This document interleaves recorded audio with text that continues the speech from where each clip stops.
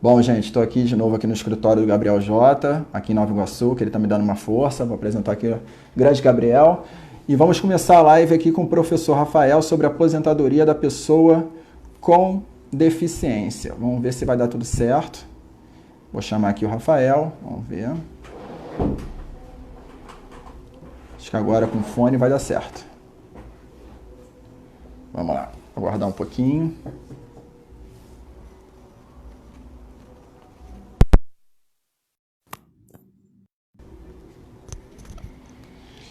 Esperar adicionar o Rafael. Opa, vamos lá.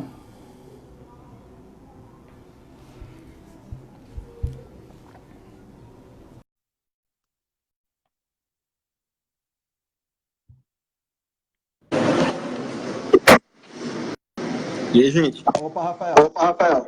Como é que tá? Tudo bem? Beleza. Beleza. Estão me vendo aí? Pô, cabelão despenteado. E aí, cara? Tudo ótimo, graças a Deus. Graças a Deus. Como é que estão as coisas, cara? Pô, queria agradecer Tá aí tudo o bem. convite do... Tá tudo bem. Oi. Então, quero agradecer o convite do amigo pela... tá aí conversando um pouquinho sobre mais um assunto do direito previdenciário e um assunto que a gente é apaixonado, né? Então, o direito previdenciário é a nossa paixão e faz com que a gente otimize ainda mais fomente ainda mais esse ramo do direito social.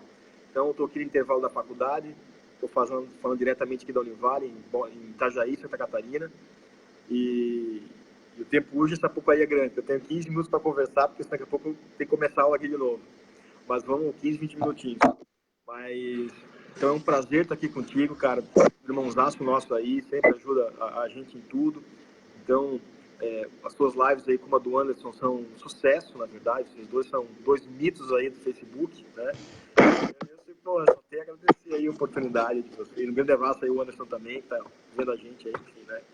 Ver que eu posso colaborar um pouquinho com vocês, um pouco conhecimento que a gente tem. Rafael, Rafael, eu que queria agradecer a sua presença, né? E é sempre um prazer falar com você. Mas a live é sua. E vamos falar sobre a aposentadoria da pessoa com deficiência. Então, gente, essa aposentadoria é um trem bem interessante, né? Veja bem, um benefício relativamente novo, inclusive regulamentado só a partir, se não me engano, de 2013, lá com o decreto 8.145. Então, se a gente falar em sede de regulamento, ok? Nós estamos falando de um benefício que tem 6 anos, basicamente. Então, assim, e ainda é um benefício que no INSS, na prática, a gente vê que é uma incógnita, né? Pouca gente entende esse benefício, pouca gente entende como ele funciona, se é nova, enfim, né? Deu um probleminha. O que houve aí, rapaz?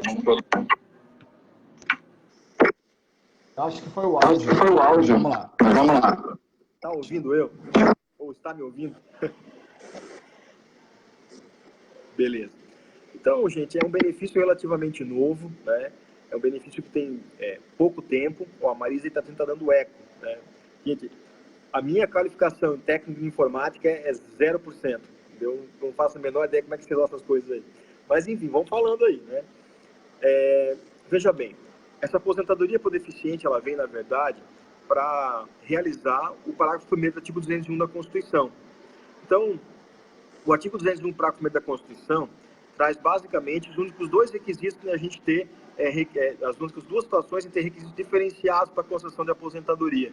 Então, o primeiro requisito, a primeira situação é justamente no caso do deficiente. E é interessante que a Constituição, ela hipoteca justamente essa palavra, deficiente, e não aquilo que algumas pessoas acabam conceituando que seria portador de necessidades especiais.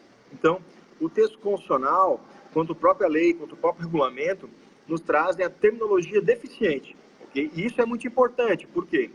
Porque o conceito de deficiente que é utilizado para fins previdenciários, né, é o conceito de deficiência oriundo da Convenção de Nova York. Então, até coincidentemente, hoje, aqui na faculdade, eu estava recém falando sobre aposentadoria por idade e por tempo de contribuição ao deficiente, ok? trazendo algumas diferenças, alguns conceitos básicos a respeito desse benefício, se formos levar em conta em comparação com o benefício originário. Então, veja bem, esse benefício, então, ele vem como um requisito diferenciado, previsto no texto constitucional, no artigo 201, parágrafo 1º da Constituição Federal. Ainda, o parágrafo 1º do artigo 201 traz como requisito diferenciado o agente nocivo. Então, seriam as duas possibilidades, né, que seria de trazermos requisitos diferenciados para a concessão de aposentadoria, sob o aspecto do regime geral, ali, inclusive também podendo ser aplicado pela súmula vinculante número 33 do Supremo aos regimes próprios, ok? Basicamente, essa aposentadoria por deficiente, ela tem reflexo em duas aposentadorias, ok? Que seria a aposentadoria por idade e a aposentadoria por tempo de contribuição, tá? A primeira coisa, e acho que isso é importante, é a gente entender que, apesar de serem proteções diferentes, o conceito é aplicado às mesmas espécies, que é o quê? O conceito de deficiência. Boa noite, Ana, tudo bem? Então, olha só.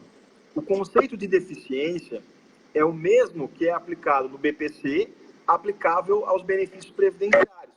E não está errado. Por que não está errado? Quando a gente vai falar em benefício assistencial, que está no artigo 20, lá ele fala o seguinte, que pessoa com deficiência é aquela que tem uma deficiência de longo prazo, e aí, pelo que está previsto na LOAS, a pessoa com deficiência de longo prazo é aquela que tem efeitos mínimos de 2 anos, de natureza física, mental, intelectual ou sensorial, aos quais, com a interação com as diversas barreiras, podem obstruir a sua participação plena e efetiva na sociedade em igualdade de condições ou semelhantes. Esse é o conceito de pessoa com deficiência da LOAS, para fins de BPC, ok? Mas não foi o Brasil, basicamente, que criou esse conceito. O conceito de pessoa com deficiência, ele foi criado, fomentado na Convenção de Nova York, ao qual o Brasil, ele ratifica. Então, esse conceito de pessoa com deficiência, ele não foi criado para ser aplicado única e exclusivamente nos benefícios assistenciais, e sim para a pessoa com deficiência, ok? Nesse sentido, quando veio a lei complementar, que acabou sendo regulamentada pelo decreto 8145/2013, também se utiliza esse conceito de pessoa com deficiência. Então, não é equivocado utilizar o mesmo conceito da LOAS. Por quê? Porque de pessoa com deficiência para BPC, o que foi criado é um conceito de pessoa com deficiência, que pode se aplicar tanto aos benefícios assistenciais quanto aos benefícios previdenciários, ok? Então, quando uma pessoa vai requerer um benefício previdenciário na condição deficiente, e aí a gente estaria falando de 2 benefícios, que seria o benefício de aposentadoria por idade e por tempo de contribuição, ok? Essa pessoa tem que comprovar, através de provas documentais e também de provas testemunhais, a sua condição de deficiente, ok? Agora, algo muito interessante. Qual é a benefício, ok? Qual é o diferencial, o requisito diferenciado numa aposentadoria por idade e uma aposentadoria por tempo de contribuição ao portador de deficiência? Bem, primeiro vamos falar da aposentadoria por idade. Vocês sabem que na aposentadoria por idade, a gente pode tratá-la com um gênero formado por algumas espécies. Nós temos a aposentadoria por idade urbana, que é devida aos 65 anos homem e 60 mulher, 180 contribuições para fins de carência. Nós temos a aposentadoria por idade rural, que é devida ao segurado especial, portanto ao segurado especial, seria o trabalhador rural ou pescador artesanal, 60 anos homem e 55 mulher, 180 meses de atividade rural. Nós temos a aposentadoria por idade compulsória, devido aos 70 anos homem e 65 mulher, 180 contribuições para carência, que é a aposentadoria prevista no artigo 51 da Lei 8.213. Nós temos também a aposentadoria por idade híbrida, somando o tempo urbano e rural, 180 contribuições, ou meses, né, se for o caso, e tendo a idade do urbano, 65 e 60. E aí nós temos a aposentadoria por deficiente, ok? Bem, na aposentadoria por deficiente, por exemplo, o trabalhador urbano, tá? Ele exige uma idade mínima, ordinariamente falando, 65 e 60. Mas se você comprovar a sua condição de deficiente, você tem um decréscimo, você abaixa a idade em 5 anos. Ou seja, de 65 vai para 60 e de 60 vai para 55. Mesmo sendo trabalhador urbano, você tem um ganho de 5 anos na idade. Entretanto, como requisito para fins de aposentadoria por idade como deficiente, deficiente, você tem o quê? Que cumprir, além das 180 contribuições, 15 anos de exercício da atividade na condição de deficiente. Agora, tem algo muito importante que a gente tem que destacar aqui, ok? O primeiro é de que quando você vai requerer um BPC como deficiente, você só precisa comprovar que é deficiente. BPC deficiente, ponto final, ok? Você não precisa comprovar um grau de deficiência leve, médio ou grave. Quando você fala de aposentadoria por idade ao deficiente, você também não precisa comprovar se a deficiência é leve, média ou grave, ok?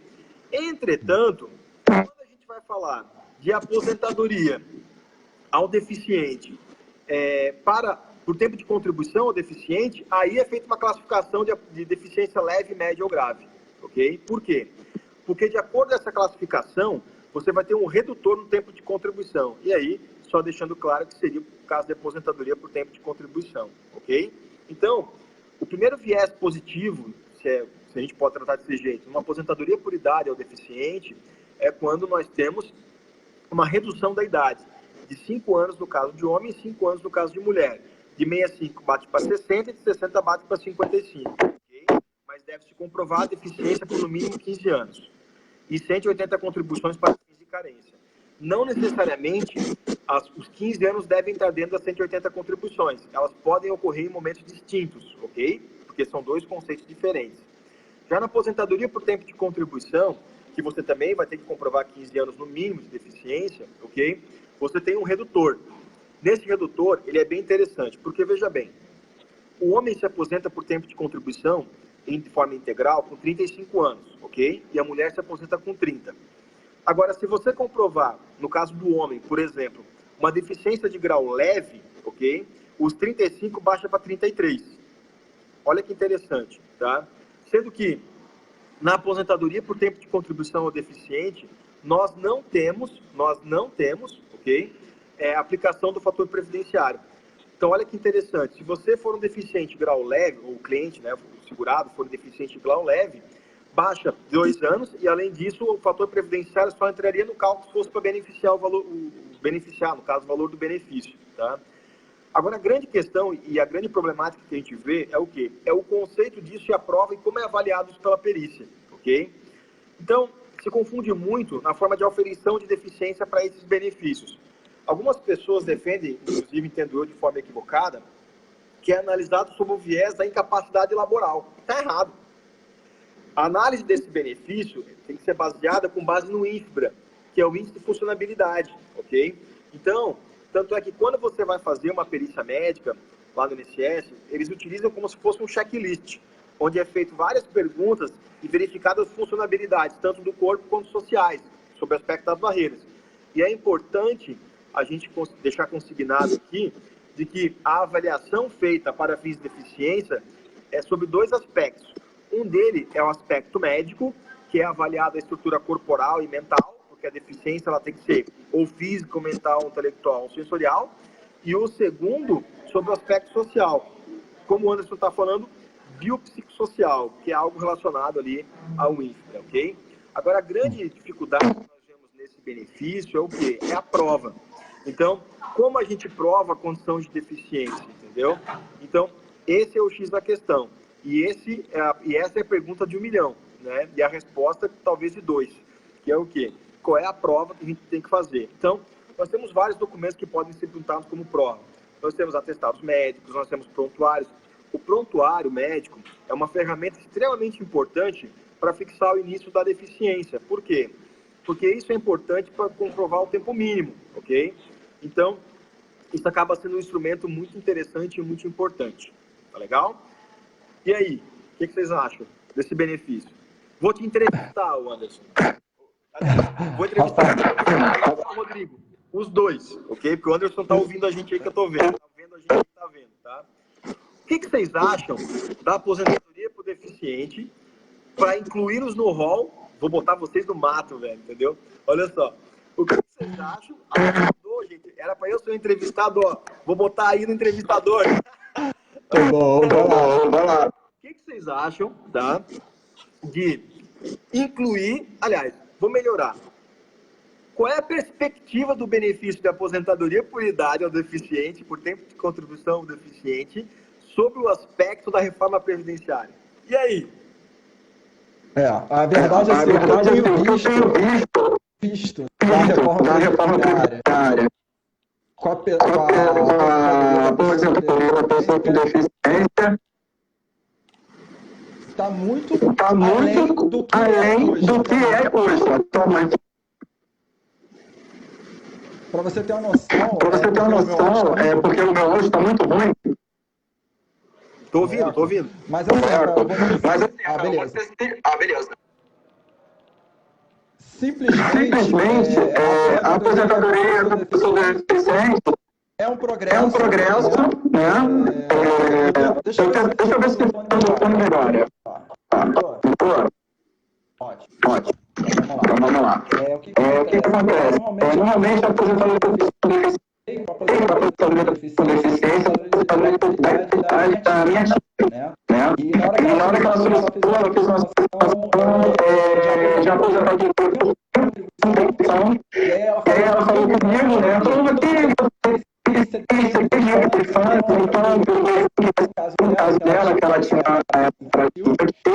e por isso todo o período com deficiência ficou mais fácil para comprovar a agência, né? De forma bem legal, a agência, o INSS, a perícia do INSS boa em relação ao benefício da pessoa com deficiência, aquela avaliação do vírus. E você falou bem, Rafael, a deficiência não é só interna, o efeito é no cliente também. Eu costumo dizer que a palavra-chave da pessoa é desigualdade de oportunidade. Eu falo isso. A questão mais para definir a pessoa com deficiência é desigualdade de oportunidade.